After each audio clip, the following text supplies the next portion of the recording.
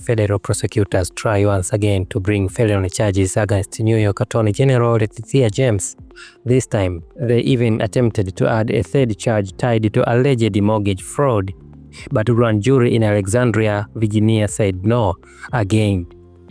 According to newly released court documents, the Justice Department failed to convince enough grand jurors that there was a probable cause to indict James. Out of as many as 23 jurors, prosecutors needed just 12 votes. They did not get them.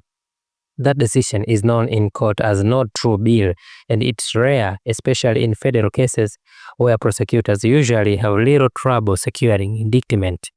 James now faces no criminal charges in this investigation. This is the second time in December that grand juries in Virginia rejected the case. An earlier indictment from October, which included one count of bank fraud and one count of making false statements, was dismissed last month after a federal judge ruled that the interim U.S. attorney who brought the case had been improperly appointed. Despite that setback, prosecutors tried to revive the case and quietly add another felony count. When the grand jury refused, the Justice Department that attempted to seal the failed indictment.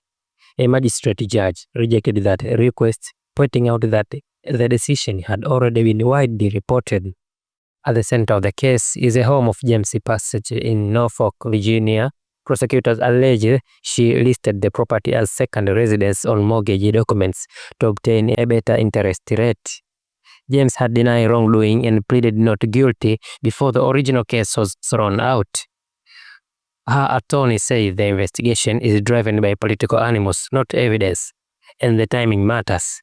James has been a high-profile political opponent of President Donald Trump, who is currently in his second term as the U.S. president. Even Trump's own chief of staff, Susie Wiles, acknowledged in a recent interview that some action may look like retribution and suggested this case might fall into that category. The judge overseeing the matter said releasing the filed indictment saved transparency, especially since James had already endured the stigma of public criminal charges. He noted that when the justice system acts in public, it must also accept public scrutiny. Prosecutors technically could try again with another grand jury, but after repeated rejection, the pressure is mounting, not on Letitia James, but on the Justice Department itself.